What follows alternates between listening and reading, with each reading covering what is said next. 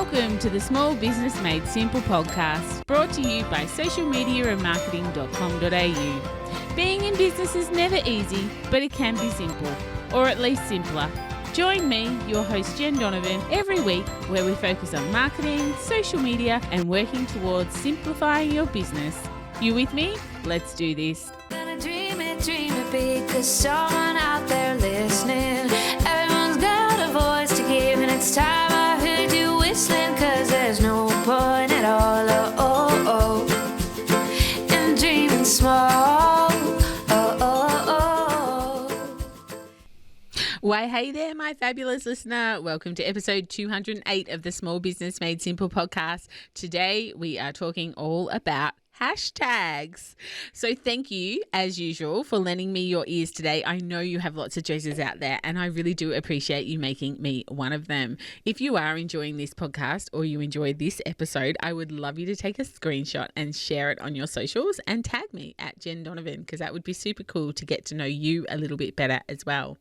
Of course, you can find the show notes for this episode at all the W's, social media and marketing.com.au/208. And before I get started on today's episode, how did you go with last week's episode 207? If you didn't listen to that one, then once you're finished here, slip back there and get some more Small Business Made Simple gold. My guest, Kathy Rust, talked about the power of words and gives us some pretty amazing advice on the use of language in our marketing as well. And of course, again, just before I get started on today's episode, if you're struggling with your content on your social media or in your emails or things like that, have you got hold of my monthly calendar of prompts? So each month I put out a calendar with a prompt for every day of something that you can talk about or you could do on social media. Everyone who's got it, well, not everyone, I haven't heard from everyone, but a lot of people who've got it have just said that it's just inspired them to do better on their social media and just given them some little inspiration of things that they wouldn't have thought to do and push them outside their content creation safety box as such, or their comfort zone, I should say. So if you haven't got that, then the link for that, of course, is in the show notes, or you can go to bit.ly/Jen September calendar. Look, I know that we're halfway through September already, but at least you could get some help for the last half of September. And then, of course, you'll be on my list too straight away, get the October one. Anyway, that is enough talk about things before we start. So let's get started. Like I said at the very beginning, we are talking about hashtags, those pesky little things that turn us upside down and inside out, trying to work out when to use them, why to use them, and how freaking many to use on what platforms. For little tiny things, they can cause very big headaches with small business owners like us. So let's analyze the little buggers some more on today's episode. So first of all, what is a hashtag and what is it used for?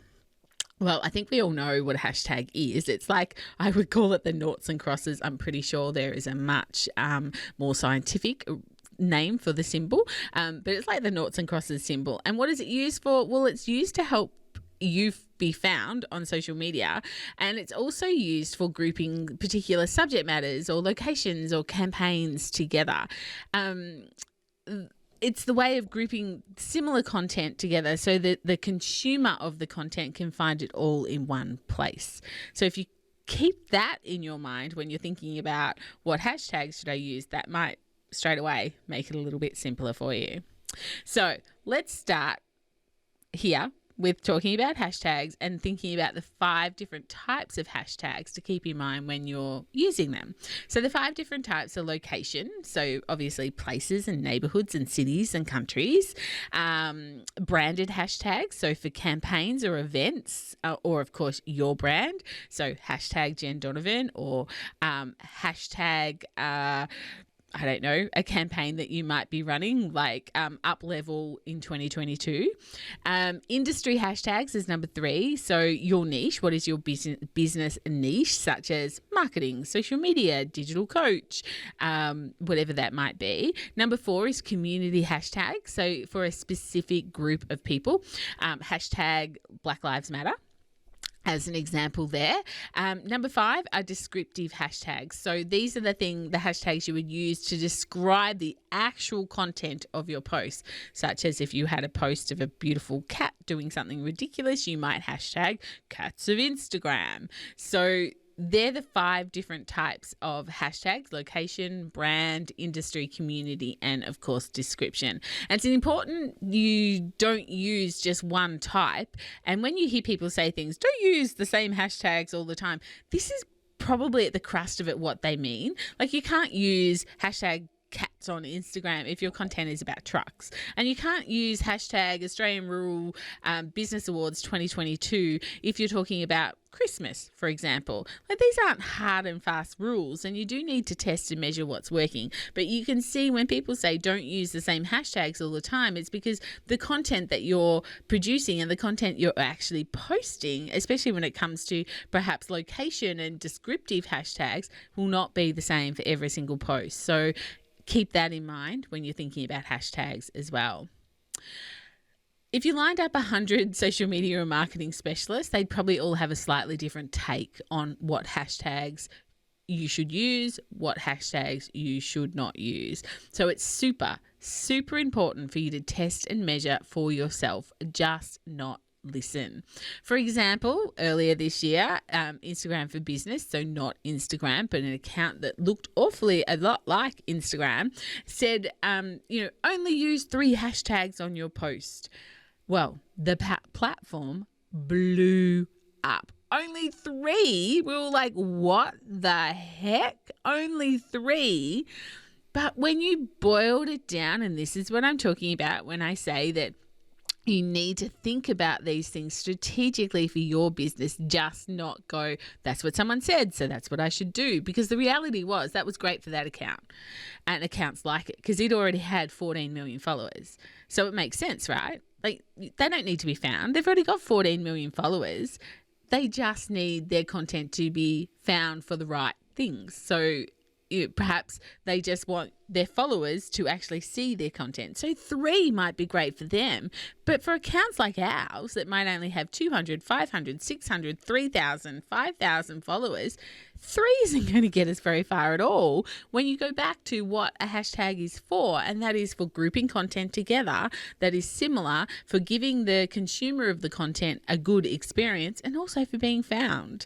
So again, just don't follow the advice you hear or read or see. Test, measure, polish, test, measure, polish. This is your responsibility as a small business owner. And even what I'm saying here today for you, test it for yourself. Don't take what I'm saying as gospel. You need to do your own test and measure. Okay, so next on my list to chat to you about is how many to use on what platform. Now, I'm going to talk about the 4 most popular hashtag platforms, which are Instagram, Facebook, LinkedIn, and Twitter. So Instagram first. How many hashtags do you use on Instagram? Well, if it's all about being found, I'm going to say a few. But make sure, and especially applies for Instagram because you can use up to 30, make sure you split them into thirds. So whether you are using 30 hashtags, so that would be thirds would be 10, or if you're using 10 hashtags and thirds would be 2 3s and a 4, split them into thirds. A third of your hashtags should be branded specifically for you. After all, that's the whole point, and they should be under 5K, so have under 5,000 posts in them. Again, because if you are a small account, you are going to come up most likely when there are least amount of posts against a particular hashtag. The next third should be between 5K and 300K. So you can go big or small here in the next third. And the last third can be as huge as you want. Social media, marketing, hashtag Instagram, hashtag cats on Instagram. They can be as big as you want, but the chances of you coming up in that last third are quite minute. Happy days if you do, but you've got to understand, if hashtags are about being found, if you choose hashtags that have 15 million posts against them, then there's every chance that you won't come up for that hashtag. So how many, Jenny?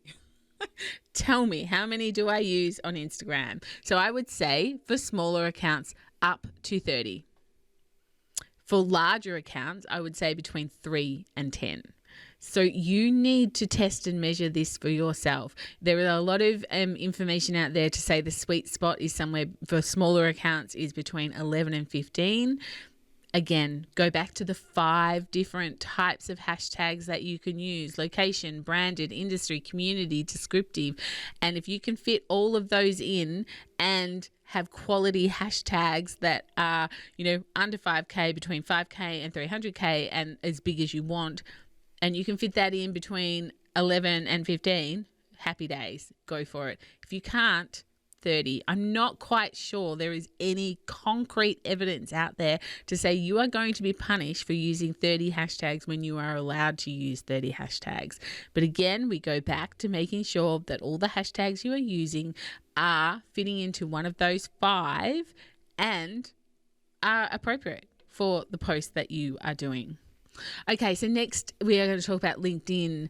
And when we are using hashtags on LinkedIn, we want to be hyper focused on the content and think connection. So not so much about location, not so much about, location or perhaps descriptive hashtags or industry or community or branded. We want to be hyper focused on connection when it comes to being on LinkedIn. So LinkedIn actually recommends between 2 and 5 hashtags, and I'd really highly recommend you watch for trending hashtags that you can jump on board with. Facebook, using hashtags on Facebook is like using them on LinkedIn rather than like using them on Instagram. Again, Facebook recommends between 2 and 5. And again, we are hyper focused on content and connections because that's what we want to come of using our hashtags.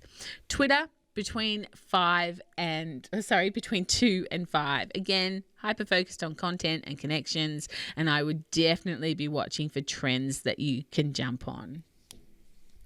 So that does most of the platform.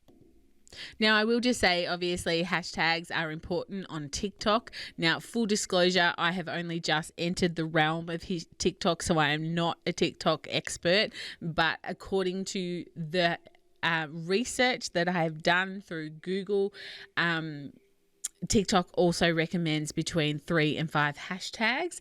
And of course, we are making sure that they are hyper focused on the content that we are actually producing on TikTok, so that all that content is collectively together for the consumer that wants to consume that content.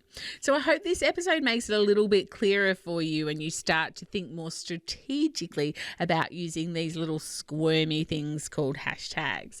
But first, before you go and change up your hashtag strategy after listening to me today, I want you to do a couple of things. So the first thing I want you to do is I want you to do an audit of the current hashtags you use. So basically, go to the platform you're using them on, click on the hashtag and go and see, are you coming up for that hashtag in the feed of that hashtag?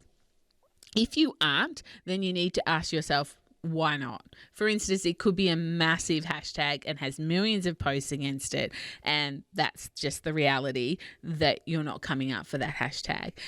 And then you find the hashtags that, of course, you are coming up in for whichever way that goes. And then I want you to decide on the changes based on an audit that you have done. I don't want you to just go and change them willy-nilly now because you've listened to this episode. I want you to do an audit and I want you to make changes strategically based on what you have found. Now, just a caveat here, of course, just because you aren't showing up in the post that has millions doesn't mean you should stop using it. You just need to make sure that they're not the only hashtags you're using, going back to the third that I was talking about before. So no matter what number you use, remember the different types: location, branded, industry, community, and descriptive. And make sure that you are using a mixture of those so that you can get more traction, more reach, and hopefully, as we are doing all this work for, more quality leads of the beautiful peeps who will one day want to do business with you and buy from you. So I hope that has helped, because I know that this is a big sticking point for so many people out there. So that's it for another episode of the Small Business Made Simple podcast. Thank you so much for your ears and listening in. If you aren't a member of my Facebook community called Like-Minded Business Owners, then jump over there. I'd love to meet you over there as well. But otherwise, I will see you for next week's podcast, episode 209. But in the meantime, if we're not hanging out on social, let's get social on social. You will, of course, find me on Instagram, Facebook, and LinkedIn. But whatever you do, remember, my small business peep, as my opening song says, there is no point in dreaming small. No time like the present. Tell it like you feel it, say it proud, be true, and let us see you for the star that you are. No point in dreaming small. I would like to acknowledge the traditional custodians of the land, the Yorta Yorta people, on which I record this podcast and conduct my business today, and pay my respects to their elders, past and present. I extend this respect to the Aboriginal and Torres Strait Islander people here with us today as well.